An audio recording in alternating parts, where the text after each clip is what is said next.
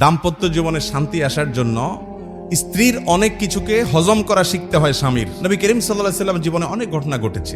আয়েশা রাদিয়াল্লাহু তাআলা আনহা ঘরে ছিলেন, তিনি তার নিয়ম ছিল যে স্ত্রীর ঘরে থাকতেন, রান্না বাড়া তিনি করতেন। অন্য স্ত্রী এক বাটি খাবার দিয়ে একটা কাজের মেয়েকে পাঠাইছেন, খাদ্দামাকে কৃতদাসীকে পাঠিয়েছেন এক বাটি খাবার দিয়ে, তরকারি দিয়ে ধরেন। তো ভালো বুড়া রান্না করেছেন, রসুলের জন্য পাঠাইছেন। আয়েশা রাদিয়াল্লাহু তাআলা আনহা দরজা খুলে দেখলেন যে কাজের মেয়ে তরকারি নিয়ে আসছে আরেক স্ত্রীর ঘর থেকে।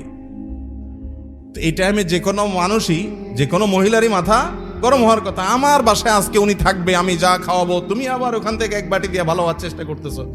উনি বাটিটা ধরে ছুঁড়ে ফেলে দিলেন। বাটির সব তরকারি তো গেছে, বাটিও দুই টুকরা হয়ে গেছে, কাঁচার বাটি ছিল। এই দৃশ্য নবী করিম সাল্লাল্লাহু আলাইহি ওয়াসাল্লাম দেখার পর উনি বাইরে হয়ে আসলেন, যা উঠান থেকে নিজের হাতে সে ভাঙা বাটিটা নিয়ে আসলেন। আনার পর একই শেপের একই ধরনের আরেকটা বাটি এই ঘরেও ছিল, আসলে তার ঘরে, ওই খালি বাটিটা নিয়ে কাজের মেয়ের হাতে দিয়ে বললেন, এটা নিয়ে ওই বাসায় চলে যাও এবং খবরদার মুখে তালা, এখানে কি ঘটেছে